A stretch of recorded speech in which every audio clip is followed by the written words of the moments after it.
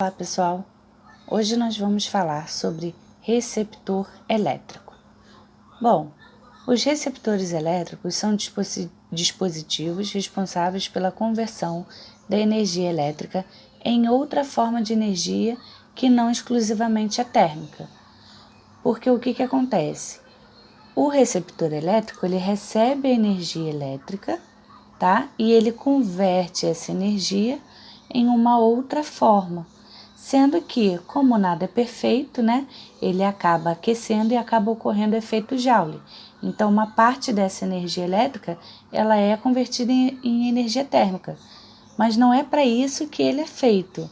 Ele é feito para converter em uma energia não elétrica. Então, a gente pode pensar como exemplo, né, as baterias recarregáveis.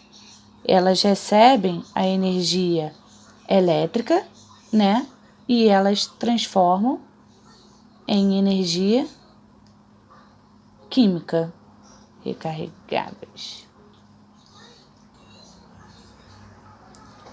Bom, um outro exemplo são os motores elétricos, né? Porque os motores elétricos,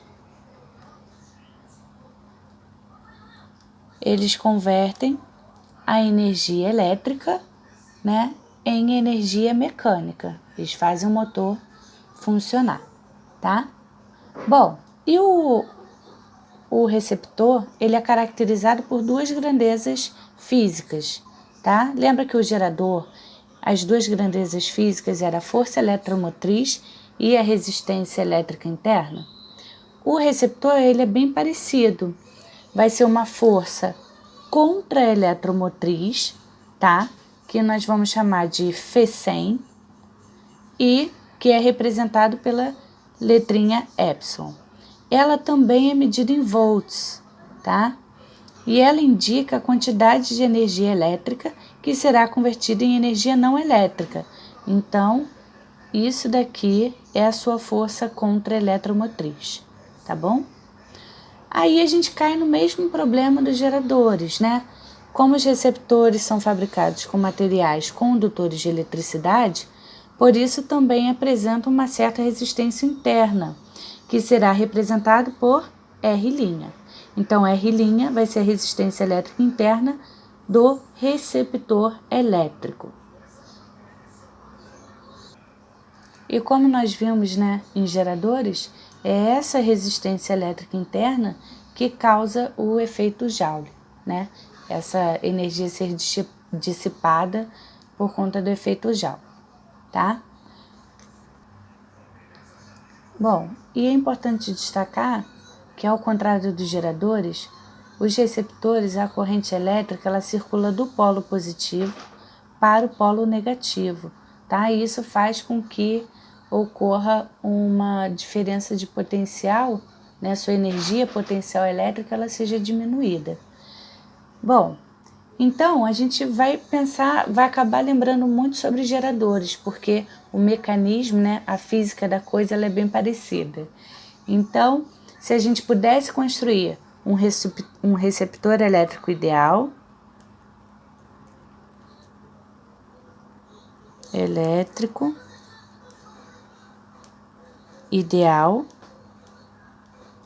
a gente não pensaria nessa perda aqui por energia térmica, né?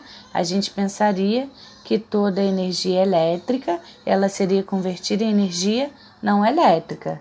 Então, a sua DDP nos terminais, ela seria o quê? Igual à sua força contra-eletromotriz.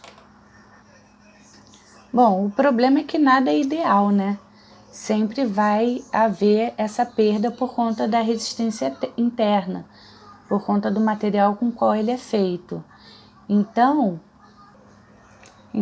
para um receptor elétrico real, eu já comentei com vocês, né, que a diferença de potencial, ela acaba sendo reduzida dentro do seu receptor. Então, quando nós tivermos uma DDPU, ela tem que ser maior do que a sua força contra-eletromotriz, né? Pois dentro dele já está ocorrendo uma queda de potencial, U', tá? Então, dessa maneira, a gente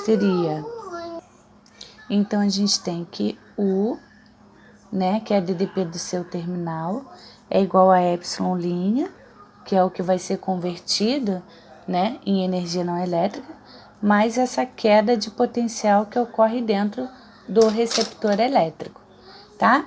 Bom, aí pela lei de Ohm, eu sei que o linha é igual ao quê? R' vezes I. Então, quer dizer que U vai ser epsilon' mais R' vezes I.